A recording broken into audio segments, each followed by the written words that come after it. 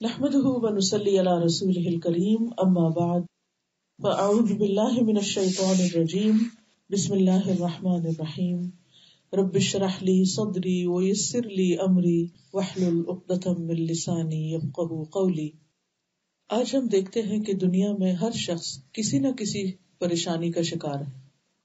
کبھی یہ پریشانیاں ہمارے ماحول میں ہوتی ہیں، کبھی براہ راست ہماری ذات سے متعلق ہوتی ہیں، کبھی انسان کسی بیماری کا شکار ہو جاتا ہے، کبھی بچوں کی طرف سے کوئی دکھ اور تکلیف ہوتا ہے، کبھی صحت کی خرابی ہوتی ہے۔ یہ سب کچھ ہم اپنے آس پاس دیکھتے رہتے ہیں، اور جب پریشانی آتی ہے تو پھر یہ سمجھ نہیں آتی کہ اب کریں کیا، اب اس کا حل کیا ہے۔ تو سب سے پہلے تو ہم مختصراً یہ دیکھیں گے کہ پریشانیاں آتی کیوں، ہماری زندگی میں مشکلات کیوں آتی، تکلیفیں کیوں آتی۔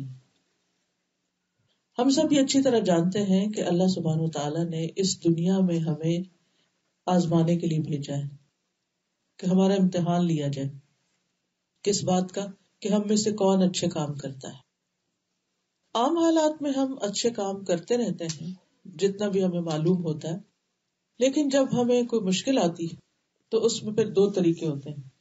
یا تو ہم پہلے سے زیادہ اچھے ہو جاتے ہیں، اللہ سبحانہ وتعالیٰ کی طرف رجوع کرتے ہیں، اللہ سے دعائیں کرتے ہیں، صدقہ خیرات کرتے ہیں، نیک اعمال کرتے ہیں، ذکر اذکار کرتے ہیں، اور ہم اللہ تعالیٰ کے زیادہ قریب ہو جاتے ہیں، اور ایک طرح سے ہم اس امتحان میں کامیاب ہو جاتے ہیں۔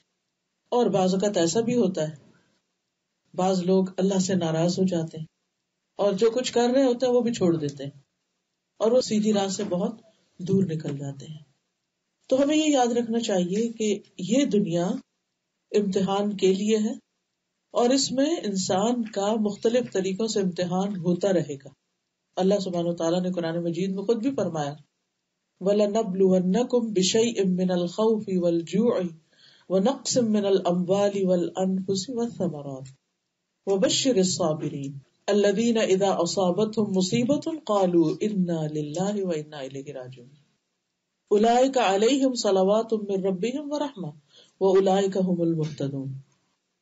ہم ضرور تمہیں آزمائیں گے، ساتھ کسی بھی چیز کے، خوف میں سے، بھوک میں سے، مال، جان، پھلوں کی کمی میں سے، اور خوشخبری دے دیجیے صبر کرنے والوں کو کہ جب ان پہ مصیبت آتی ہے تو وہ کہتے ہیں انا للہ و انا الیہ راجعون۔ ایسے لوگوں پر رب کی رحمتیں ہوتی، نوازشیں ہوتی، اور ایسے لوگ ہدایت یافتہ ہوتے ہیں، یعنی اپنے امتحان میں کامیاب ہو جاتے ہیں۔ تو پہلی بات تو یہ کہ یقینی طور پر تکلیفیں آئیں گی، ایک ختم نہیں ہوتی تو ایک اور آگے آ جاتی ہے، ایک امتحان سے انسان نکلتا ہے تو ایک دوسرا امتحان آ جاتے ہیں۔ دوسری اہم بات یہ ہے کہ بعض اوقات تکلیفیں انسان کے اپنے ہاتھ کی کمائی کا نتیجہ ہوتی ہیں۔ قرآن مجید میں آتا ہے وَمَا أَصَابَكُم مِّن مُّصِيبَةٍ فَبِمَا كَسَبَتْ أَيْدِيكُمْ وَيَعْفُو عَن كَثِيرٍ، اور جو بھی تمہیں کوئی مصیبت پہنچی تو اس کی وجہ یہ ہے جو تمہارے ہاتھوں نے کمایا، اور وہ بہت سی چیزوں سے درگزر کر جاتا ہے۔ تو بہت دفعہ ہم پر آنے والی کوئی مصیبت، کوئی تکلیف، کوئی دکھ، کوئی بیماری، کوئی غم ہمارے اپنے گناہوں کا نتیجہ ہوتا ہے، ہمارے اپنے اعمال کی وجہ سے ہوتا ہے۔ اب اس میں انسان کو پہچاننے کی ضرورت ہوتی ہے، کیونکہ عموماً جو تکلیف ہوتی ہے وہ عمل سے ملتی جلتی ہوتی۔ مثلاً اگر کوئی شخص والدین کا نافرمان ہوتا ہے، اپنے ماں باپ کی کیئر نہیں کرتا، خصوصاً ان کے بڑھاپے میں، تو پھر ایسی اولاد جب جوان ہوتی ہے تو اللہ سبحانہ وتعالیٰ دنیا میں ہی، اور خصوصاً جوان ہونے کے بعد جب وہ بڑھاپے کی عمر کو پہنچتی ہے تو ان کو ان کا بدلہ دنیا میں ہی دے دیتے ہیں، ان کی اولاد کی نافرمانی کی شکل میں۔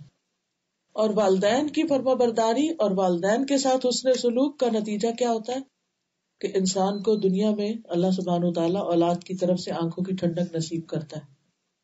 اسی طرح ہم دیکھتے ہیں کہ بعض بیماریاں، ان میں کیا ہوتا ہے، جسمانی بیماریاں، جیسے ہم اپنی جان پر خود ہی ظلم و زیادتی کرتے ہیں، ایسی چیزیں کھا لیتے ہیں یا پھر کوئی ایسے کام کرتے ہیں کہ جس کی وجہ سے ہمارا جسم بیمار پڑ جاتا ہے، تو ہمارے اپنے ہاتھوں کی کمائی بعض اوقات یہ بھی ہوتا ہے کہ ہم کھانے پینے میں تو بہت احتیاط کرتے ہیں، لیکن کچھ اور ایسے اللہ کی نافرمانی کے کام کر رہے ہوتے ہیں، جیسے کمائی ہی حلال کی نہیں، اس کے اندر گڑبڑ ہے، یا پھر یہ کہ کسی کا حق مارا ہوا ہے، کسی پہ ظلم و زیادتی کی ہوئی ہے. ہمارے معاشرے میں کتنا عام ہے یہ کہ جب والدین فوت ہو جاتے ہیں تو اولاد میں سے جو طاقتور ہوتا ہے وہ دوسرے بہن بھائیوں کا حق مار لیتا ہے، اس کو دبا کے بیٹھ جاتا ہے، ان کو حصہ نہیں دیتا، یا دیتا تو صحیح طور پر انصاف کے ساتھ نہیں دیتا. گھر گھر میں یہ شکایتیں عام ہیں، اور ہم یہ نہیں سوچتے کہ یہ مال جو ہم نے کسی کے حق کا چھین کر زبردستی ہتھیا لیا ہے، یہ ہمارے اپنے لیے وبال جان ہو سکتا ہے. اسی طرح بعض اوقات کوئی ہمیں ہرٹ کرتا ہے، کسی کی بات ہمیں بہت بری لگ جاتی، ہم بھول چکے ہوتے ہیں کہ ہم نے بھی کسی کو ہرٹ کیا تھا کبھی، اور اس سے سوری تک نہیں کیا. کبھی ایسا ہوتا ہے کہ ہم کسی دوسرے پہ ہنس دیتے ہیں، کوئی بیمار ہے، کوئی تکلیف میں ہے، تو ہم اس کا مذاق اڑانے لگتے ہیں، اور وہ جو کسی کا مذاق اڑایا ہوتا ہے وہ اپنے سامنے آ جاتا ہے. کبھی کسی کے غریب ہونے پر، کسی کے مال کے کم ہونے کی وجہ سے ہم اس کو حقیر سمجھنے لگتے ہیں، اس کو اہمیت نہیں دیتے، یہ تو غریب ہے، یہ تو جاہل ہے، زیادہ پڑھا لکھا نہیں، یہ اس کا تو کوئی اسٹیٹس ہی نہیں. ایسے لوگوں پہ لوگ دروازے بند کر دیتے ہیں، ان کو ریجیکٹ کر دیتے ہیں، ان کو اپنا رشتہ دار ہی نہیں مانتے. یہ کس قدر دکھ دینے والی، تکلیف دینے والی باتیں ہوتی. تو اللہ سبحانہ و تعالیٰ بہت انصاف کرنے والا ہے. پھر ایسا ہوتا ہے کہ اللہ سبحانہ و تعالیٰ ہمارا واسطہ کسی ایسے سے ڈال دیتا ہے جو ہمارے ساتھ وہی سلوک کرتا ہے جو ہم نے کسی اور کے ساتھ کیا ہوتا ہے. تو جب بھی کوئی تکلیف آئے، جب بھی کوئی پریشانی ہو، اس وقت انسان کو یہ سوچنا چاہیے کہ یہ کیوں آئی، کہیں ایسا تو نہیں کہ میرے اپنے ہی ہاتھوں کی کمائی ہے. تو یہ بات یاد رہے گی، چھوٹی تکلیف ہو یا بڑی تکلیف ہو، جب کسی پر تکلیف آئی ہو تو ہمیں یہ دیکھنا چاہیے کہ ہمارا اس کے ساتھ رویہ کیا ہے، ہم اس کے ساتھ کیا معاملہ کر رہے ہیں، اس کو کس طرح ٹریٹ کر رہے ہیں. کہ بعض اوقات ایسا ہوتا ہے نا کہ کوئی بیمار ہوتا ہے تو ہم اس کو ڈانٹنا شروع کر دیتے، کیوں یہ کھایا تھا، کیوں یہ کیا تھا، اور پھر وہ مصیبت ہم پہ خود آ جاتی. ضروری نہیں ہوتا کہ کسی پر جو تکلیف آئی ہے اس کا انالیسس کرنا شروع کر دیں اور اس کو تان و تشریح کریں. ہمیں یہ دیکھنا چاہیے کہ ہم پر جو آیا ہے یہ کیوں آیا ہے، اور اب اس کا ازالہ اور اس کا علاج کیسے کریں. اسی طرح ایک اور وجہ یہ ہوتی ہے کہ انسان اللہ کے ذکر، اللہ کی عبادت اور اللہ تعالی کے حقوق ادا کرنے سے گریز کرتا ہے، ان کی طرف توجہ نہیں کرتا، جس کی وجہ سے انسان کی دنیا کی زندگی میں تنگی آ جاتی. نہ نماز وقت پر ہے، نہ زکوٰۃ ادا کرنے کی فکر ہے، نہ حج کی پرواہ ہے. یعنی اللہ سبحانہ تعالیٰ کے ذکر کی، اللہ کی یاد اور اللہ کے حقوق کی جتنی بھی قسمیں ہیں ان میں کوتاہی بھی انسان کے لیے مشکلات کا باعث بنتی ہے. ایسا کیوں ہوتا ہے؟ کیونکہ اللہ سبحانہ تعالیٰ اپنے بندے پر مہربان ہے. وہ چاہتا ہے کہ آخرت کی تکلیف سے پہلے دنیا کی تکلیف میں مبتلا ہو کر یہ شخص واپس پلٹ آئے، توبہ کرے، اللہ کی طرف رجوع کرے، اللہ کا ذکر کرے، اللہ کو یاد کرے. قرآن مجید میں آتا ہے وَمَنْ أَعْرَضَ عَنْ ذِكْرِي فَإِنَّ لَهُ مَعِيشَةً ضَنْكَ وَنَحْشُرُهُ يَوْمَ الْقِيَامَةِ أَعْمَى، جو کوئی میرے ذکر سے منہ موڑے گا میں اس کی زندگی تنگ کر دوں گا اور قیامت کے دن اس کو اندھا اٹھاؤں گا. تو اللہ کی یاد سے منہ موڑنا، اللہ کی یاد سے بے پرواہ ہونا، اللہ کی کتاب کو چھوڑ دینا انسان کے لیے مشکلات اور پریشانیوں کا باعث بنتا ہے. کیونکہ جب انسان اللہ کی یاد سے منہ موڑتا ہے تو اس کی وجہ سے شیطان اور برے ساتھی اس پہ مسلط ہو جاتے ہیں. ابھی آپ نے مغرب کی نماز میں جو تلاوت سنی ہوگی، کتنی خوبصورت تلاوت تھی کہ اللہ ولی الذین آمنوا یخرجہم من الظلمات الی النور.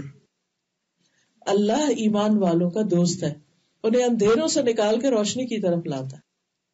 والذین کفروا اولیاءہم الطاغوت، اور وہ لوگ جنہوں نے کفر کیا ان کے دوست طاغوت ہیں، شیاطین ہیں. یخرجونہم من النور الی الظلمات، جو انہیں روشنی سے اندھیروں کی طرف لے جاتے ہیں، ہدایت سے گمراہی کی طرف لے جاتے ہیں. تو جو شخص اللہ کے ذکر سے منہ موڑتا ہے اللہ سبحانہ وتعالیٰ اس پر شیاطین کو مسلط کر دیتے ہیں. من یعش عن ذکر الرحمن نقیض له شیطانا فهو له قرین وانہم لیصدونہم عن السبیل ویحسبون انہم مہتدون. اور جو شخص رحمان کے ذکر سے آنکھیں بند کر لیتا ہے ہم اس پر ایک شیطان مسلط کر دیتے ہیں جو اس کا ساتھی بن جاتا ہے، اور بے شک وہ ضرور انہیں اصل راستے سے روکتے ہیں اور وہ سمجھتے ہیں کہ وہ سیدھی راہ پہ جا رہے ہیں. یہاں تک کہ جب وہ ہمارے پاس آئے گا تو کہے گا اے کاش میرے اور تیرے درمیان 2 مشرقوں کا فاصلہ ہوتا، بس وہ برا ساتھی ہے. اب دیکھیے کہ شیطان کے مسلط ہونے کی علامتیں کیا ہوتی ہیں کہ انسان کا نیکی کے کاموں میں دل نہیں لگتا، اس کا ذکر کی مجلسوں سے دل اچاٹ ہوتا ہے، قرآن پڑھنے کا دل نہیں کرتا، نماز میں دل نہیں لگتا، کوئی درس و تدریس کی مجلس ہو تو وہاں جانے کا دل نہیں کرتا. اور یہ تو وہ شیطانی اثر ہوتا ہے کہ جو ہمیں نظر نہیں آتا، جو ویزیبل نہیں ہوتا. بعض اوقات ایسا بھی ہوتا ہے کہ واقعی جنات جو ہیں وہ انسانوں پہ مسلط ہو جاتے ہیں، خاص طور پر اگر طہارت کا اہتمام نہ کیا جائے، پاکیزگی کا خیال نہ کیا جائے، پروٹیکشن کے لیے اذکار وغیرہ نہ پڑھے جائیں. کیونکہ جو ذکر ہوتا ہے نا، اس کے بارے میں حدیث میں آتا ہے کہ جب انسان ذکر کرتا ہے تو ایک محفوظ قلعے میں آ جاتا ہے، شیطان اس کے اوپر اثر نہیں کر سکتا. لیکن آپ دیکھیں ہر گھر میں کوئی نہ کوئی ایسی کہانی ہے، کہیں اس کے رشتے دار میں، کبھی کہیں بچے میں، کہیں بڑے میں، کہیں کیا ہے، اس پر سایہ ہے، اس پہ جادو ہے، اس پہ نظر ہے، اس پہ جن ہے. یہ کیوں ہے؟ انہیں کیسے جرأت ہوگی کہ آئیں؟ اس کی وجہ کیا تھی؟ قرآن یہ بتاتا ہے جو رحمان کے ذکر سے غفلت برتتا ہے اس پر ہم شیطان مسلط کرتے ہیں اور وہ اس کا ساتھی بن جاتا ہے اور پیچھے پڑ جاتا ہے اس کے. اور ان سے بچنے کا طریقہ بھی کیا ہے پھر کہ ان سے انسان کیا کرے؟ اللہ کے ذکر سے مدد لے. پھر اسی طرح جب انسان اللہ کی عبادت سے روگردانی کرتا ہے تو انسان کی محتاجی اور فقر اس کے احساس میں اضافہ ہو جاتا ہے کہ میرے پاس کچھ نہیں ہوتے ہوئے بھی انسان کے اندر مالی محتاجی اور کمی کا ایک خوف لاحق ہو جاتا ہے اس کو. ابو ہریرہ کہتے ہیں کہ رسول اللہ صلی اللہ علیہ وسلم نے فرمایا، اللہ تعالیٰ فرماتے ہیں، حدیث قدسی ہے، اے ابن آدم تم اپنے آپ کو میری عبادت کے لیے فارغ کر لو، میں تمہارے دل کو بے نیازی سے بھر دوں گا اور تمہارا فقر دور کروں گا، تمہاری محتاجی دور کروں گا. لیکن اگر تم ایسا نہیں کرو گے تو میں تمہارے دونوں ہاتھ کاموں میں مشغول کر دوں گا اور اس کے باوجود تمہارا فقر دور نہیں کروں گا. 2 جابز کرنے کے باوجود، دن رات کام کرنے کے باوجود، قرضے ہیں کہ اتر نہیں رہے، ضروریات ہے کہ پوری نہیں ہو رہی، ہر وقت ایک خوف اور بے چینی مسلط ہے سر پہ کہ کیا بنے گا، ہمارا کیا بنے گا، بچوں کا کیا بنے گا.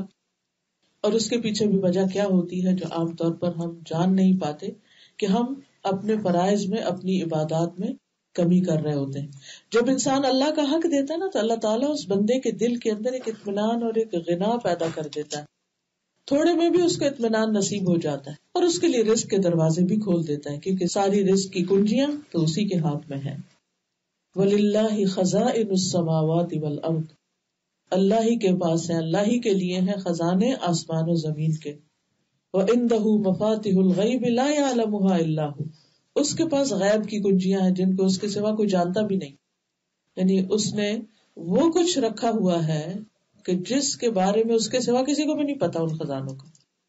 وَإِن مِّن شَيْءٍ إِلَّا عِندَنَا خَزَائِنُهُ وَمَا نُنَزِّلُهُ إِلَّا بِقَدَرٍ مَّعْلُومٍ، کوئی چیز ایسی نہیں کہ جس کے ہمارے پاس خزانے نہ ہو، ڈھیروں ڈھیر ہے، لیکن ہم اس کو ایک مخصوص اندازے اور ایک مقدار کے مطابق اتارتے ہیں. اللہ کے پاس کسی چیز کی کمی نہیں، کمی ہم میں ہے کہ ہم اس کی طرف سچے دل سے رجوع نہیں کرتے. پھر اسی طرح ایک حدیث سے یہ پتہ چلتا ہے کہ جو شخص صرف دنیا کی فکر میں مشغول رہتا ہے، اس کا ہم و غم اور پریشانی اور فکر ہر وقت دنیا دنیا دنیا ہے، تو اللہ تعالیٰ اس سے بے نیاز ہو جاتا ہے، کیونکہ وہ اللہ کو بلا کر صرف دنیا کا غلام بن جاتا ہے. نبی صلی اللہ علیہ وسلم نے فرمایا، جو اپنے غموں کو ایک ہی غم بنا لے، یعنی آخرت کا غم، آخرت کا فکر، تو اللہ تعالیٰ اس کے دنیا کے غموں سے اسے کافی ہو جائے گا. یعنی جسے آخرت کا غم لگ جاتا ہے، اللہ تعالیٰ اسے دنیا کے غموں سے بے نیاز کر دیتے ہیں، اس کے دنیا کے غم دور کر دیتے ہیں، کیونکہ اس کو ایک بڑی فکر لگی ہوئی. تو یہ چھوٹی چھوٹی چیزیں اس کو بادر نہیں کرتی. وہ کہتا کوئی بات نہیں, یہ چیز نہیں ہے, یہ ختم ہو گیا, سب کچھ ختم ہونے والا ہے, سب جانے والا ہے. فکر کرنی چاہیے وہاں کی کہ وہاں کچھ نہ ہوا تو کوئی دینے والا نہیں ہوگا پھر.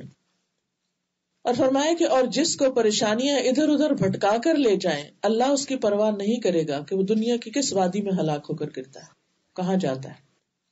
اس لیے حالات کیسے بھی ہوں, رجوع اللہ ہی کی طرف کرنا چاہیے, مدد اسی سے مانگنی چاہیے, توجہ اسی کی طرف کرنی چاہیے, کیونکہ مشکل آسان بھی وہی کرنے والا ہے. پھر اسی طرح جب انسان دنیا کی حرص زیادہ رکھتا ہے, دنیا کی محبت زیادہ رکھتا ہے, تو اس سے اللہ کی محبت میں بہرحال کمی آتی ہے.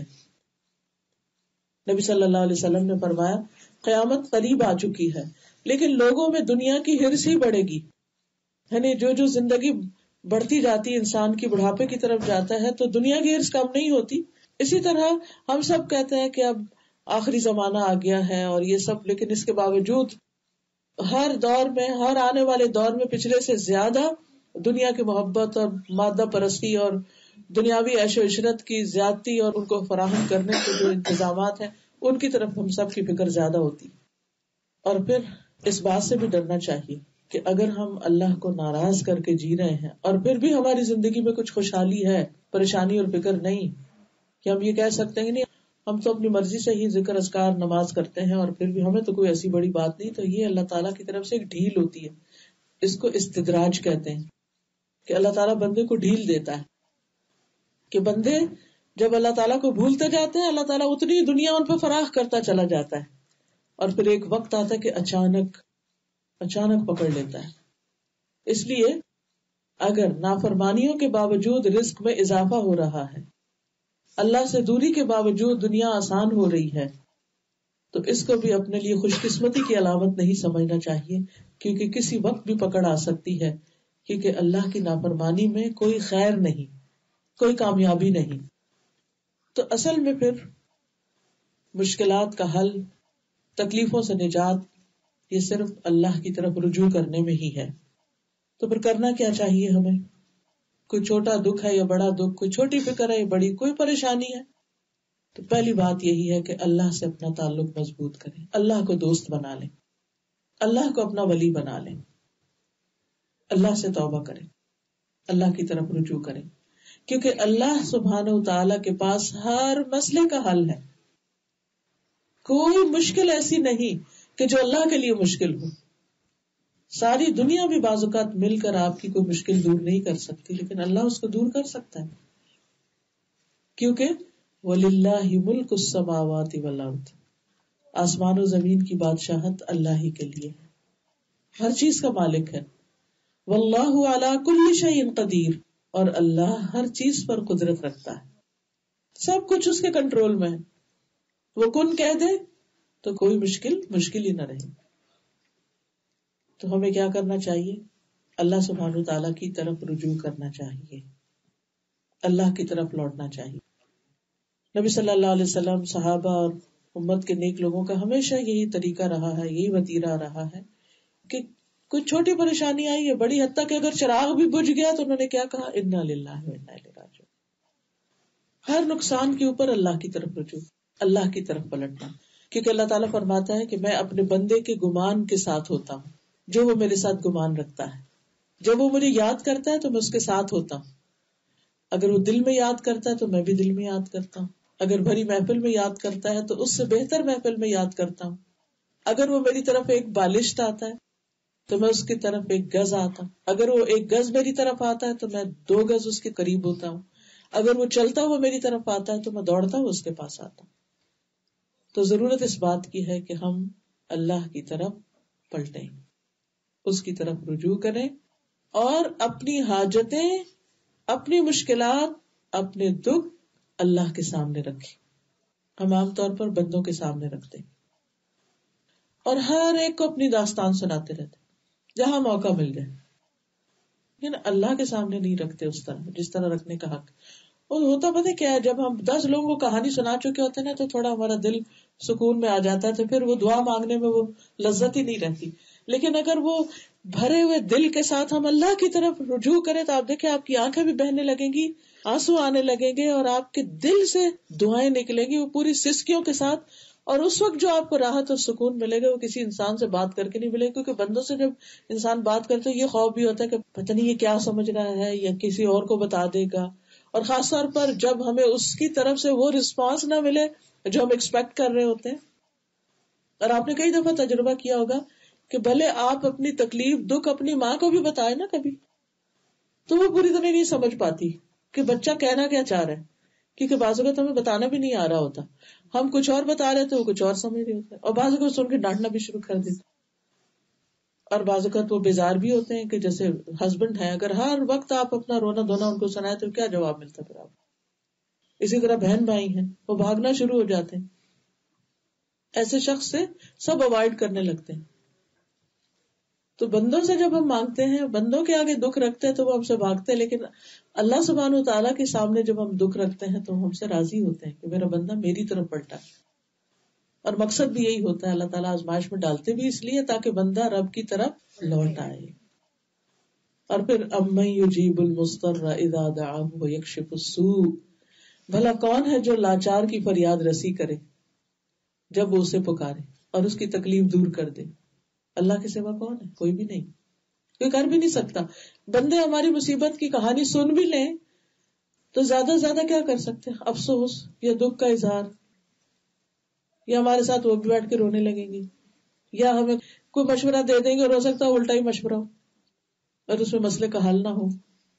اور بعض اوقات ہماری تسلی بھی نہ ہو اس مشورے سے, بعض اوقات وہ کر بھی نہیں پاتے پھر جو وہ کہتے ہیں, اور نہیں کرتے ہم تو پھر وہ ناراض ہوتے ہیں کہ تم مشورے ہی لیتے اور کرتے کچھ نہیں.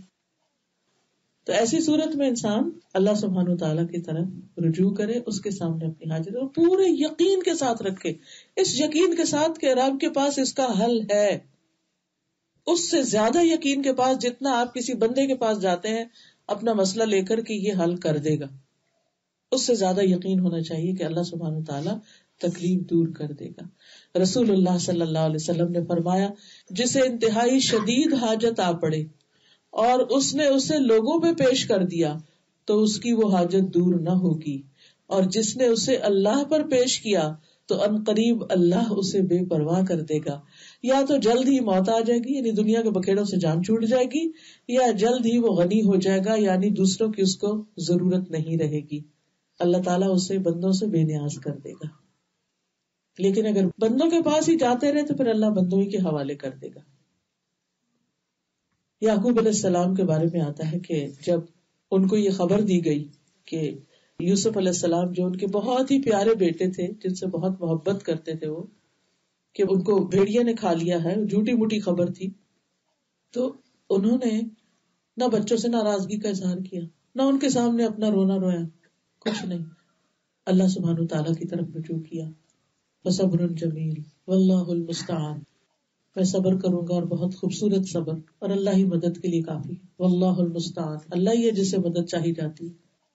اور پھر کیا کہتے ہیں, انما اشکو بثی وحزنی الی اللہ, میں اپنے غم اور دکھ کی فریاد اللہ کے سامنے رکھتا ہوں, کیونکہ جو ہونا تھا ہو گیا. یوسف کے ساتھ جو بھی کیا انہوں نے, اب بچوں کو ڈانٹ کر اور دوسرے بچوں سے صرف ناراض ہو کر اور روز ایک غم غصے کا اظہار کر کے مسئلہ تو حل نہیں ہوگا. تو گھر کے چین کو بھی نہیں برباد کیا, ارے کوئی چھوٹا سا جرم نہیں تھا جو بھی انہوں نے کیا, واپس ساتھ نہیں لے کر آئے, اور انہیں پتا تھا کہ باپ کو وہ کتنے عزیز ہیں, لیکن ان کا حسن سلوک آپ دیکھیے. لیکن اللہ کے آگے گڑ گڑاتے رہتے ہیں, اللہ سے رو رو کر دعائیں کرتے ہیں. اور کس طرح اللہ سبحانہ تعالیٰ نے کئی سالوں کے بعد ان کو جب واپس ملایا تو کتنے اچھے حال میں ملایا, کہاں پر ملایا. تو جب انسان مشکل اور تکلیف کے وقت اللہ کے سامنے گڑ گڑاتا نہیں تو اس کا نقصان یہ ہوتا ہے کہ بندے کا دل پھر سخت ہو جاتا ہے, بعض اوقات مصیبت کا عادی ہو جاتا ہے, اور بعض اوقات ادھر ادھر باتیں کر کے پریشان ہو کر پھر اپنے آپ کو نقصان دیتا ہے. اور پھر جب آپ اللہ سے دعا کر لیں پھر اللہ پہ بھروسہ بھی کریں اور انتظار بھی کریں. قرآن مجید میں آتا ہے وَمَن يَتَوَكَّلْ عَلَى اللَّهِ فَهُوَ حَسْبُهُ إِنَّ اللَّهَ بَالِغُ أَمْرِهِ قَدْ جَعَلَ اللَّهُ لِكُلِّ شَيْءٍ قَدْرًا, اور جو اللہ پہ بھروسہ کرے گا تو اللہ اس کے لیے کافی ہے. اللہ اپنا کام پورا کر کے رہتا ہے, بلا شبہ اللہ نے ہر چیز کا اندازہ مقرر کر رکھا ہے. اللہ کو زیادہ پتا ہوتا ہے کہ کون سا کام کس وقت ہونا چاہیے. بعض اوقات بچوں کی شادی نہیں ہوتی مثلا، ہمارے بہت ہی پریشان رہتی ہیں، وہ کہتے ہیں ہمیں نیند نہیں آتی، ہمیں چین نہیں آتا، اور روز گھر میں ایک ہنگامہ، اور جس بچے کے ساتھ وہ مسئلہ ہوتا ہے وہ بھی پریشان رہتی ہے. دعائیں بھی بہت ہو رہی ہوتی، سب کچھ ہو رہا ہوتا ہے، کوشش بھی ہو رہی ہوتی، اس کے باوجود ایک چیز نہیں ہو کے دیتی، کیونکہ اللہ کو پتا ہے کہ اس کے لیے رائٹ ٹائم کون سا ہے. ہو سکتا ہے اس سے پہلے وہ چیز ہو تو وہ اس کے حق میں بہتر نہ ہو. اس کی حکمت اللہ ہی کو پتا ہوتی ہے. کسی دعا کے سننے میں یوسف علیہ السلام کے والد جو تھے یعقوب علیہ السلام، وہ اللہ کے نبی تھے، اور کیا وہ دعائیں نہیں کرتے؟ وہ دعائیں کرتے تھے، لیکن وہ دعا کب قبول ہوئی؟ 30 سال کے بعد. تو بعض چیزوں کو وقت لگ جاتا ہے، تو انسان کو مایوس نہیں ہونا چاہیے، دعائیں کرتے رہنا چاہیے، کیونکہ دعا عبادت ہے. ہم دعا کی شکل میں اٹھتے بیٹھتے چلتے پھرتے ایک عبادت کر رہے ہوتے ہیں. اور یہ تو ایک حقیقت ہے نا، جتنا ہم دکھ میں اچھی طرح اللہ کو پکارتے ہیں، خوشی میں نہیں پکارتے، بھول ہی جاتے. تو اس کو ایک موقع سمجھیے اللہ کے قریب ہونے کا. پھر اسی طرح دوسری چیز، دوسرا کام جو کرنے کا ہے وہ ہے نمازوں کی حفاظت. نبی صلی اللہ علیہ وسلم پر جب کوئی تکلیف پریشانی آتی، سب سے پہلے اللہ کی طرف رجوع کرتے. کس شکل میں؟ نماز کی شکل میں. نماز کے لیے دوڑتے. کوئی بھی مشکل ہو، کوئی فوت ہو جائے، کوئی بیماری آ جائے، کوئی پریشانی آ جائے، نفل پڑھے، اللہ سے دعا کرے. اور پھر خاص طور پر فرض نمازوں کی حفاظت. فرض نمازوں کی حفاظت. اب دیکھیے کہ بعض لوگ جان بوجھ کے دیر سے اٹھتے ہیں، خاص طور پر سمر میں. 7 بجے کا الارم لگا ہوا، چاہے سورج 6 بجے نکل آیا، یعنی ہم نے تو اپنی نیند پوری کرنی، اٹھ کے قضا پڑھ لیں گے.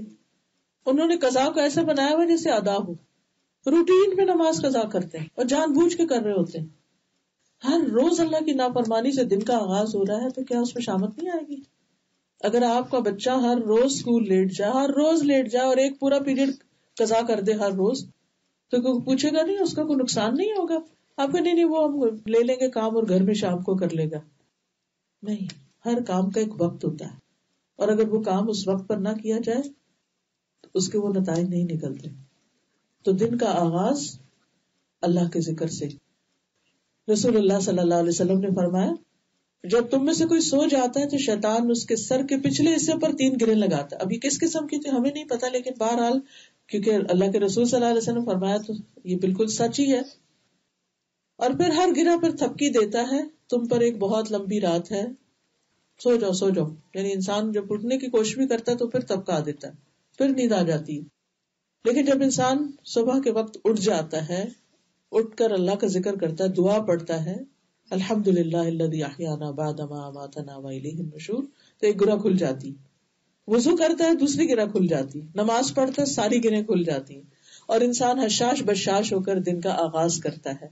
ورنہ اس کی صبح نفس کی خباثت اور سستی کے ساتھ ہوتی. آدھا دن تو وہ سستی دور کرنے میں گزر جاتا ہے. وہ کیا پروڈکٹیو، وہ کیا کام کرے گا جس کا آدھا دن دماغ ہی حاضر نہیں ہے. کیونکہ جتنا انسان لیٹ اٹھتا ہے نا، تو اتنا ہی پھر اس کو صحیح معنوں میں اس کا دماغ جاگنے میں اور اس کو کام میں آنے میں ٹائم لگتا ہے. تو اگر آپ ارلی جاگتے ہیں نا، تو پھر صبح کے جو اول بابرکت وقت ہوتا ہے اس میں آپ کا دماغ زیادہ بہتر کام کر رہا ہوتا ہے، اور آپ جب جلدی کام شروع کرتے ہیں تو اس میں برکت ہوتی ہے اس وقت میں، اور کام جلدی مکمل بھی ہو جاتا ہے. پھر اسی طرح جب انسان نماز پڑھتا ہے تو اس سے اللہ کی رحمت ملتی ہے انسان کو. قرآن پاک میں آتا ہے وَأَقِيمُوا الصَّلَاةَ وَآتُوا الزَّكَاةَ وَأَطِيعُوا الرَّسُولَ لَعَلَّكُمْ تُرْحَمُونَ. نماز قائم کرو، زکوٰۃ ادا کرو، اور رسول کا حکم مانو تاکہ تم رحم کیے جاؤ، تم پہ رحمت ہو. تو نماز کی ادائیگی اللہ سبحانہ تعالیٰ کی رحمت حاصل کرنے کا ذریعہ ہے. رسول اللہ صلی اللہ علیہ وسلم نے فرمایا، جب تم میں سے کوئی آدمی نماز کے لیے کھڑا ہوتا ہے تو رحمت الہی اس کی طرف متوجہ ہو جاتی، یعنی اللہ سبحانہ تعالیٰ اس بندے کی طرف توجہ فرماتے ہیں. جب انسان نمازوں کی حفاظت کرتا ہے تو اسے اللہ کی حفاظت ملتی ہے. نبی صلی اللہ علیہ وسلم نے فرمایا، احفظ اللہ یحفظک، احفظ اللہ تجدہ تجاہک. اللہ کی حفاظت کرو، مطلب کیا کہ اللہ کے احکام کی حفاظت کرو، اللہ تمہاری حفاظت کرے گا.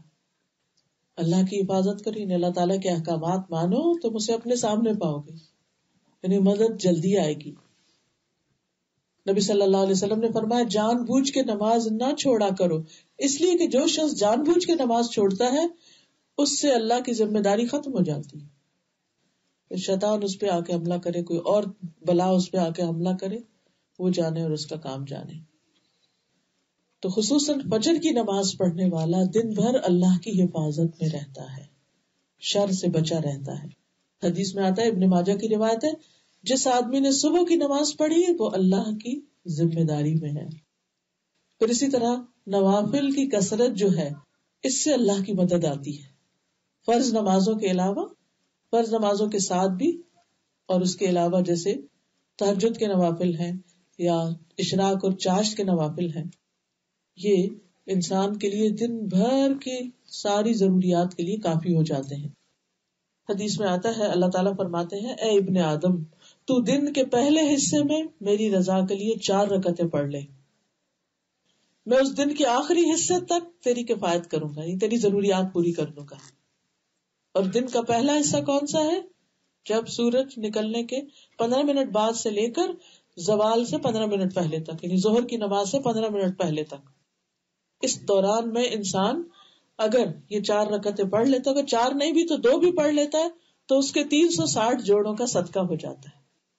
اور اس میں آپ تجربہ کر کے دیکھ لیجیے گا، اس نیت اور یقین کے ساتھ آپ پڑھیے تو یہ جوڑوں کے درد اور تکلیف وغیرہ ہیں ان سے نجات ہو جائے گی. کہ جب میں نے اس حدیث کو پڑھا تو میں سے کہتے کہ پہلے بھی کبھی پڑھا تھا جب جوڑوں ووڑوں کے درد نہیں تھے، لیکن جب عمر کے اس حصے میں پہنچے اور دوبارہ اس کو پڑھا تو یوں لگا جیسے بہت بڑا خزانہ ہاتھ آئے. اشراق کی بات کریں، اشراق، اور اگر ذرا دیر سے پڑھے تو چاشت کہتے ہیں اس کو. جب شروع میں پڑھ لیں یعنی سورج نکلنے کے 15 منٹ بعد اگر ہم پڑھ رہے ہیں تو وہ اشراق، شروع کا مطلب ہوتا ہے سورج نکل آیا اس کے بعد. تو آپ دیکھیے کہ جو شخص تہجد پڑھ رہا ہے، پھر اس کے بعد فجر پڑھ رہا ہے، پھر اس کے بعد اشراق پڑھ رہا ہے، تو کتنی اس کی ایکسرسائز ہو چکی ہے سارے جوڑوں کی، اور کتنا ایکٹیو ہو چکا ہے.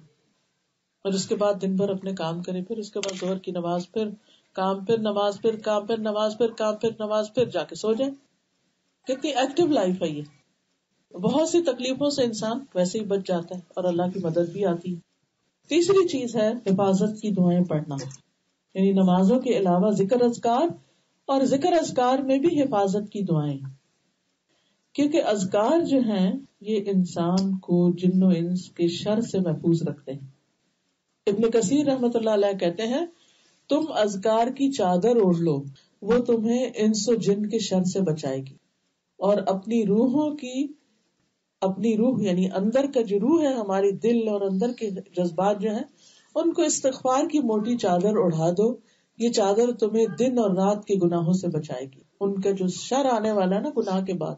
تو جب انسان استغفار کر لیتا تو وہ بلا ٹل جاتی. کیونکہ آپ دیکھیے کہ گناہ کیا ہے، ایسے ہی جیسے اپنے لیے کانٹے بونا، تو جو کانٹے بوئے گا وہ اس کو پھر کاٹیں گے بھی، وہ کانٹے چبھیں گے بھی. تو جب استغفار انسان کرتا ہے تو وہ شر دور ہوتا چلا جاتا ہے، واپس پلٹتا جاتا ہے. ابن القیم رحمہ اللہ کہتے ہیں، صبح شام کے اذکار زرہ کے قائم مقام ہے. پہلے زمانے میں جیسے جنگیں ہوتی تھی نا تو لوہے کا لباس پہن لیتے تھے تو کوئی تلوار تیر اثر نہیں کرتا تھا. تو وہ کہتے ہیں کہ یہ زرہ کے قائم مقام ہے.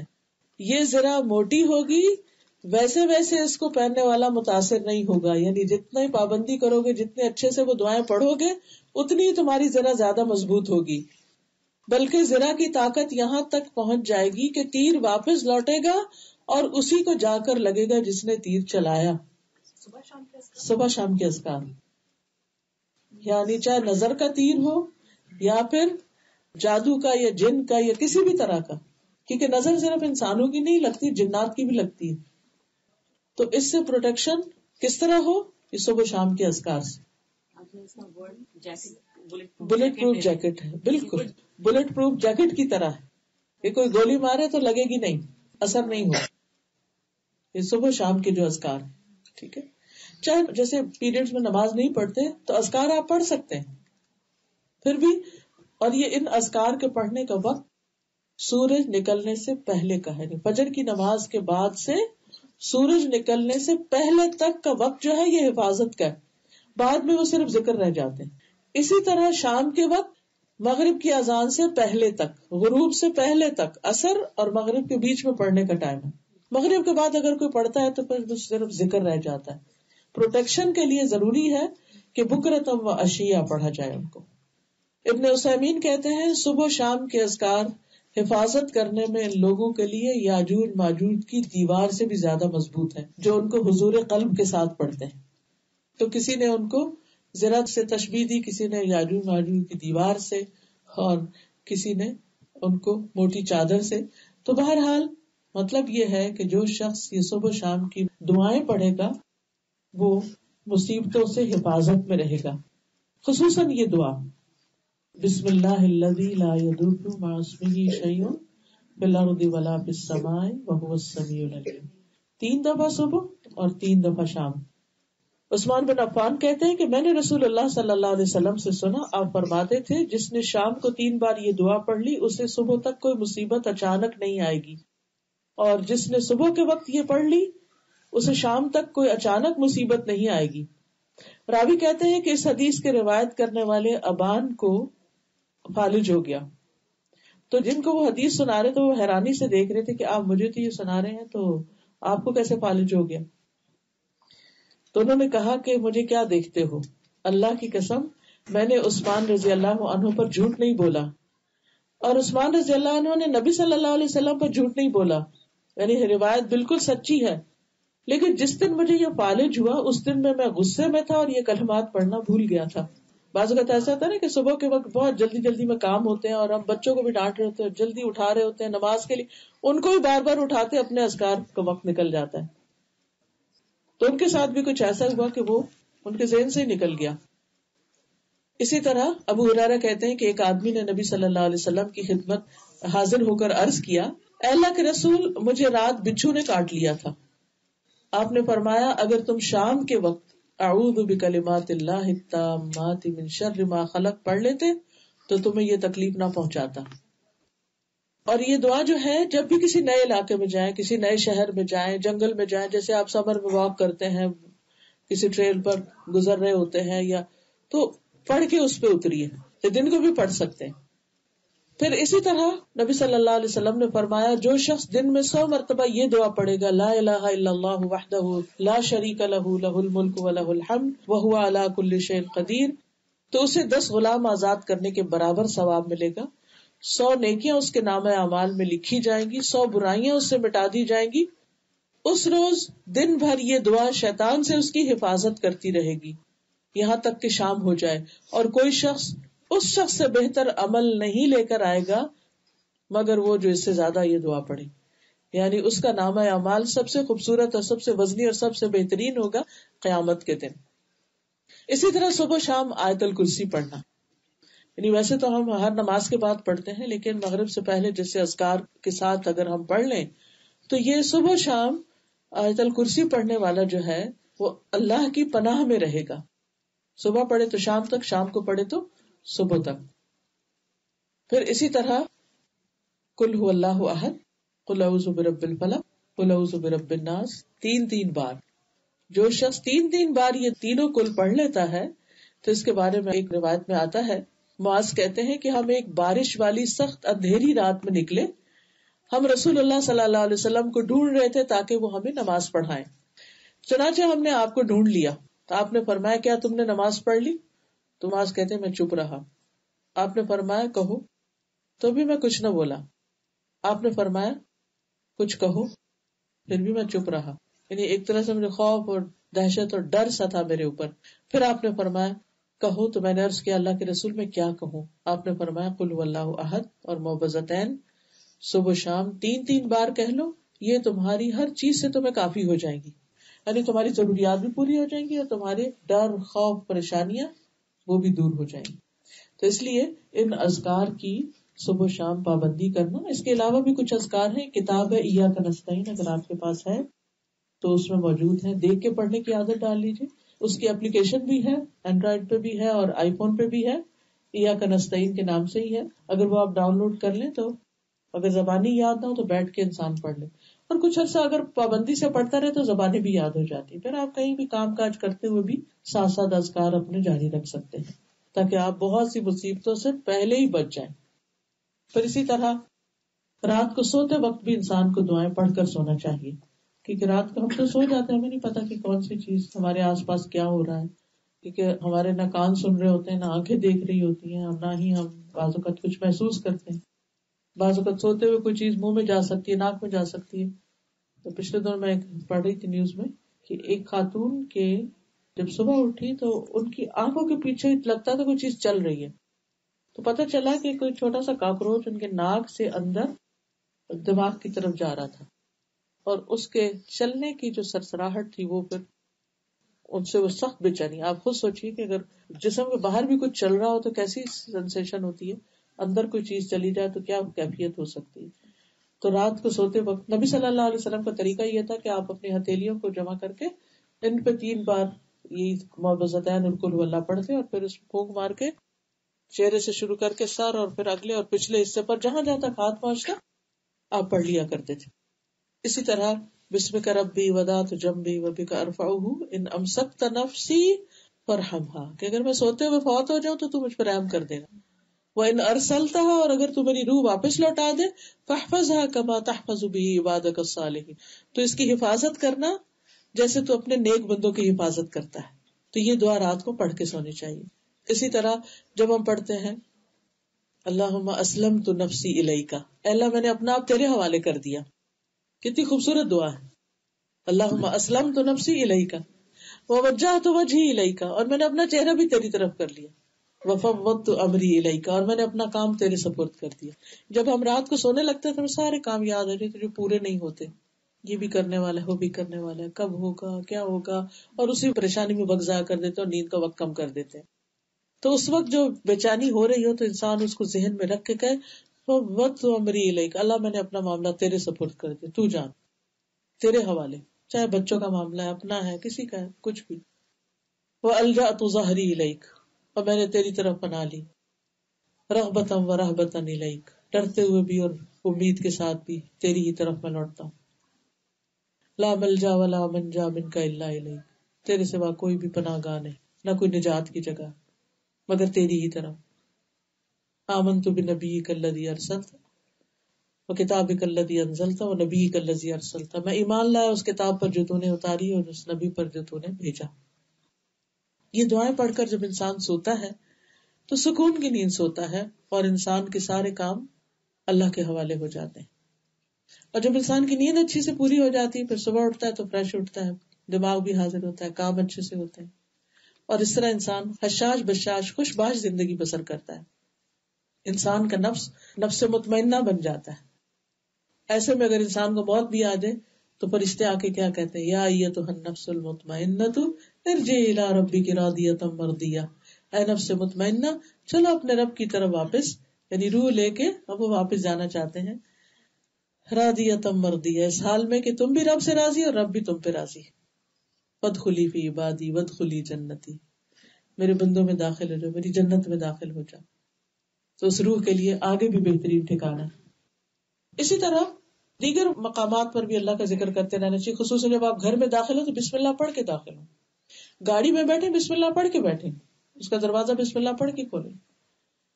پھر اسے کھانا کھانے لگے تو بسم اللہ پڑھ لیں، بستر میں جائے بسم اللہ پڑھ لیں. ہر چیز میں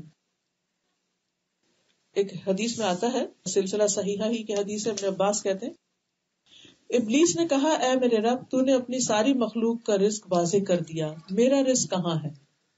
فرمایا ہر اس چیز پہ جس پر میرا نام نہ لیا جائے، یعنی جہاں بسم اللہ نہیں پڑھا وہاں تیرا ٹھکانہ ہے، وہاں تیرا، یعنی اس گھر میں تیرا ٹھکانہ ہو، وہاں اس کے کھانے میں تیرا حصہ، اولاد میں تیرا حصہ، ہر چیز میں، یعنی جس چیز پر بھی اللہ کا نام نہیں لیا گیا وہاں ابلیس کا حصہ، شیطان کا حصہ بیچ میں آ گیا. چوتھی چیز یہ ہے کہ ہر وقت اللہ کے ذکر کو اپنی عادت بنانا چاہیے. قرآن مجید میں آتا ہے وَاذْكُرُوا اللَّهَ كَثِيرًا لَعَلَّكُمْ تُفْلِحُونَ، اللہ کو بہت یاد کیا کرو تاکہ تم فلاح پا جاؤ، کامیاب ہو جاؤ. اور اس کا انسٹنٹ فائدہ تو یہ ہوتا ہے کہ دلوں پہ اطمینان ہوتا ہے، سکون آ جاتا ہے انسان کو. الا بذکر اللہ تطمئن القلوب، اور جب تک بندہ اللہ کو یاد کرتا رہتا ہے اللہ تعالیٰ اس کے ساتھ ہوتا ہے. پھر انسان کے اندر ایک خاص قوت اور انرجی آتی، انسان کا حوصلہ بڑھتا ہے، توکل بڑھتا ہے۔ ذکر انسان کو ایک طرح سے زندہ کر دیتا ہے، انسان کی زندگی ہے اس میں، کیونکہ حدیث میں آتا ہے اس شخص کی مثال جو اپنے رب کو یاد کرتا ہے اور جو یاد نہیں کرتا اس کی مثال زندہ اور مردہ جیسی، یعنی اتنا فرق ہو جاتا ہے۔ جس گھر میں اللہ کا ذکر ہوتا ہے وہاں پر اللہ کی رحمت نازل ہوتی ہے، سکینت نازل ہوتی ہے، فرشتوں کا حضور ہوتا ہے، پھر اسی طرح پریشانی اور خوف زائل ہوتا ہے۔ حدیث میں آتا ہے نبی صلی اللہ علیہ وسلم نے فرمایا جو رات سے خوف کھائے، جیسے بچے ہوتے ہیں نا رات کو ڈرنے لگتے ہیں کہ وہ پریشان کرے گی، یا مال خرچ کرنے سے بخل کرے، یعنی صدقہ بہت نہیں کر پاتا، یا دشمن سے مقابلہ کرنے سے ڈرے، تو چاہیے کہ وہ اس قول کی کثرت کر دے، سبحان اللہ و بحمدہ، سبحان اللہ و بحمدہ، پڑھتا رہے۔ یہ اللہ کے نزدیک سونے کا پہاڑ اللہ کے راستے میں خرچ کرنے سے زیادہ محبوب ہے۔ یعنی اگر تم سونے کا پہاڑ صدقے میں دو اور اس کے مقابلے میں، اور اگر نکاح کہ کون ہم میں سے کر سکتا ہے صدقہ اتنا، ہے ہی نہیں پہاڑ، تو پھر کریں گے کہاں سے؟ تو ہمیں اللہ نے قوت تو دی ہے نا کہ ہم اللہ کا ذکر کریں، تو جو یہ کثرت سے پڑھے گا سبحان اللہ و بحمدہ، تو یہ اللہ تعالیٰ کو اس سے بھی زیادہ محبوب ہے کہ کوئی شخص اتنا بڑا صدقہ کرے۔ پھر اسی طرح شیطان کے حملوں سے بچاؤ کا ایک مضبوط ذریعہ ہے اللہ کا ذکر۔ یحییٰ علیہ السلام نے بیت المقدس میں بنی اسرائیل کو جمع کیا، جب مسجد بھر گئی تو خود ایک ٹیلے پر بیٹھ گئی، اونچی جگہ پر بیٹھ گئی، اللہ کی حمد و ثنا کی، پھر فرمایا میں تمہیں کثرت سے اللہ کا ذکر کرنے کا حکم دیتا ہوں، کیونکہ اس کی مثال اس شخص کی سی ہے جس کا بہت تیزی سے دشمن پیچھا کر رہا ہے، کوئی پیچھے لگا ہوا ہے اور وہ مضبوط قلعے میں گھس کے پناہ لے لیتا ہے۔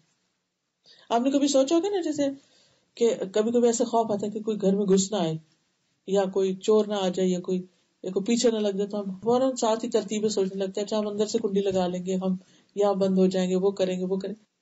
تو جب انسان اللہ کا ذکر کرتا ہے تو اس لیے شیطان ہر وقت ہمارے پیچھے لگا رہتا ہے، تو وہ کیا ہے، اس سے بچ کر ہم اللہ کی پناہ میں آ جاتے ہیں، ایک قلعے میں آ جاتے ہیں، تو دشمن اس پر حاوی نہیں ہو سکتا۔ ابن القیم نے ذکر کے کچھ اور فوائد بھی لکھے ہیں اپنی کتاب الوابل السیب میں۔ وہ کہتے ہیں ذکر شیطان کو بھگا دیتا ہے، اس کا قلع قما کرتا ہے، اس کی قوت توڑ دیتا ہے، رحمان عز و جل کو راضی کرتا ہے، دل سے غم اور پریشانی دور کرتا ہے، دل کے لیے خوشی کو کھینچ لاتا ہے، جسم اور دل کو طاقت بخشتا ہے، چہرے کو منور کرتا ہے، رزق کھینچ لاتا ہے، اور یہ ذکر کرنے والے کو روب، حلاوت، سویٹنس اور تازگی کا لباس پہناتا ہے، یعنی ایسا انسان حشاش بشاش اور فریش ہوتا ہے۔ ذکر میں خاص طور پر نبی صلی اللہ علیہ وسلم پر درود بھیجنا جو ہے یہ بھی بڑے فائدے کی چیز ہے۔ جو شخص کثرت سے نبی صلی اللہ علیہ وسلم پر درود بھیجتا ہے اس کے سارے غم، فکریں، پریشانیاں دور ہو جائیں گی۔ پھر کثرت سے استغفار، خصوصاً اگر اولاد، رزق، مال وغیرہ میں کمی ہو، اللہ کی رحمت حاصل کرنے کے لیے قرآن مجید میں آتا ہے لولا تستغفرون اللہ لعلکم ترحمون، تم اللہ سے استغفار کیوں نہیں کرتے کہ تم پہ رحم کیا جائے؟ یعنی جو شخص یہ چاہتا ہے کہ اللہ کی رحمت اس پر آئے، اسے چاہیے کہ اپنے گناہوں سے معافی مانگے۔ سورۃ نوح میں تو واضح طور پر آتا ہے، انہوں نے اپنی قوم سے کہا کہ قوم اپنے رب سے معافی مانگ لو، یقیناً وہ بہت معاف کرنے والا ہے، وہ تم پر بہت برستی بارش بھیجے گا، مال اور بیٹوں سے تمہاری مدد کرے گا، یعنی مال بھی دے گا، اولاد بھی دے گا، اور اولاد بعض اوقات ہوتی بھی ہے تو مدد نہیں کرتی، کئی دفعہ ایسے بھی ہوتا ہے نا کہ اولاد ہے لیکن وہ اپنی کمائی میں لگے ہوئے ہیں، اپنی زندگی گزار رہے ہیں، آپ کے کسی فائدے کے نہیں ہیں۔ تو استغفار جو ہے وہ مال اور اولاد سے فائدہ پہنچانے کا ذریعہ ہے، وہ تمہیں باغات عطا کرے گا، تمہارے لیے نہریں جاری کر دے گا، اللہ کے عذاب سے بچ جاتا ہے انسان استغفار کے ذریعے۔ چھٹی چیز ہے قرآن سے تعلق مضبوط کرنا، کیونکہ قرآن شفا اور رحمت ہے مومنوں کے لیے۔ قرآن مجید میں آتا ہے وَنُنَزِّلُ مِنَ الْقُرْآنِ مَا هُوَ شِفَاءٌ وَرَحْمَةٌ لِّلْمُؤْمِنِينَ، اور ہم قرآن میں وہ کچھ نازل کرتے ہیں جو مومنوں کے لیے شفا اور رحمت ہے۔ وَلَا يَزِيدُ الظَّالِمِينَ إِلَّا خَسَارًا، مگر یہ ظالموں کے خسارے میں ہی اضافہ کرتا ہے، نقصان میں ہی اضافہ کرتا ہے۔ پھر اسی طرح یہ کتاب مبارک ہے، اس کے ساتھ برکتیں آتی، ہر چیز میں برکت، زندگی میں، جان، مال، اولاد، ہر چیز کے اندر۔ پھر اللہ سے جوڑنے کا ذریعہ، قرآن اللہ کی رسی ہے جس کا ایک سرا اللہ کے ہاتھ میں ہے اور دوسرا بندے کے ہاتھ میں۔ جب انسان اس رسی کو چھوڑ دیتا ہے تو بھٹکنے لگتا ہے، لاسٹ ہو جاتا ہے، گم جاتا ہے۔ نقصان اٹھاتا ہے، گر پڑتا ہے، ذلیل ہوتا ہے۔ رسول اللہ صلی اللہ علیہ وسلم نے فرمایا جو آدمی اللہ اور اس کے رسول سے محبت کرنا پسند کرتا ہے اسے قرآن کی تلاوت مصحف دیکھ کر کرنی چاہیے، یعنی قرآن کھول کے پڑھنا چاہیے، اگرچہ آپ حافظ ہی کیوں نہ ہو۔ ابو ہریرہ کہا کرتے تھے بے شک قرآن پڑھنے کی وجہ سے گھر اپنے رہنے والوں کے لیے کشادہ ہو جاتا ہے، یعنی گھر میں خود بھی پڑھیں، اوروں کو بھی پڑھائیں، اور جیسے گھر میں چھوٹی چھوٹی قرآن کی کلاسز چاہے بچوں کی ہو چاہے بڑوں کی ہو چاہے ہفتے میں ایک دفعہ ہی کیوں نہ ہو، تو اپنے گھروں کو قرآن کی تعلیم کا مرکز بنائیں، اس سے بھی گھروں میں برکت آتی۔ اور اگر ناممکن ہو کسی وجہ سے تو کبھی نہ کبھی ونس ان اے وائل ایسی مجالس کا اہتمام کیا جائے۔ وہ کہتے ہیں کہ جس گھر میں قرآن پڑھا جاتا ہے وہاں فرشتے حاضر ہوتے ہیں، شیاطین اس گھر کو چھوڑ دیتے ہیں، اس کی خیر و برکت بڑھ جاتی ہے۔ اور قرآن نہ پڑھنے کی وجہ سے گھر اپنے رہنے والوں کے لیے تنگ ہو جاتا ہے، فرشتے اس کو چھوڑ دیتے ہیں، شیاطین اس میں بسیرا کرتے ہیں، اس گھر کی خیر و برکت کم ہو جاتی ہے۔ پھر اسی طرح عبداللہ فرماتے ہیں اس سیدھے رستے پر آمد و رفت رہتی ہے، یہاں شیاطین آتے ہیں صراط مستقیم پر، بلند آواز سے کہتے ہیں اے اللہ کے بندے دوسرے رستے پر آ جاؤ، تم اللہ کی رسی مضبوطی سے تھام لو، بے شک اللہ کی رسی قرآن ہے، تو پھر شیاطین سے تحفظ ہو جائے گا، بچاؤ ہو جائے گا۔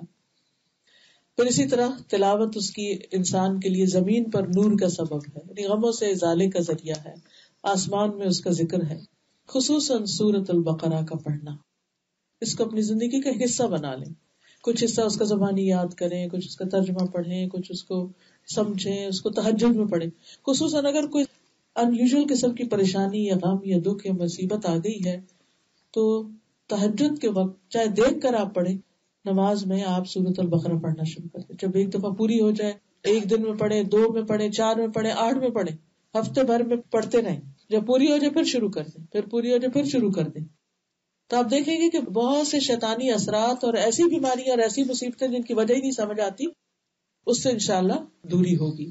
حدیث میں آتا ہے سورۃ البقرہ پڑھا کرو کیونکہ اسے حاصل کرنا باعث برکت اور اسے چھوڑنا باعث حسرت ہے، اور باطل پرست اس کی طاقت نہیں رکھتے، یعنی جادوگر وغیرہ اس کے اوپر اثر انداز نہیں ہو سکتے۔ کیونکہ بعض اوقات آپ نے دیکھا ہوگا کہ اگر کسی کو جادو ہے یا کچھ اس کا علاج بھی کرواتے تھوڑے دن کے بعد دوبارہ ہو جاتی ہے مشکل، کیونکہ کنٹینیوسلی آپ کو ایک پروٹیکشن، ایک شیلڈ چاہیے، اور پھر شیطان اس گھر سے بھاگ جاتا ہے جہاں سورۃ البقرہ پڑھی جاتی ہے۔ رسول اللہ صلی اللہ علیہ وسلم نے فرمایا تم اپنے گھروں کو قبرستان نہ بناؤ، کیونکہ شیطان اس گھر سے بھاگ جاتا ہے جس میں سورۃ البقرہ کی تلاوت کی جاتی ہے، تو اس سورۃ البقرہ کی تلاوت کو اپنا معمول بنا لیں۔ ایک اور روایت میں آتا ہے کہ شیطان اس گھر میں داخل نہیں ہوتا جہاں سورۃ البقرہ پڑھی جاتی ہے۔ تو یہ تھی چند باتیں جن کا اہتمام کرنا زندگی میں انسان کو بہت سی پریشانیوں، دکھوں اور مشکلات سے نجات دیتا ہے، اور اس طرح انسان اللہ کی حفاظت میں آ جاتا ہے۔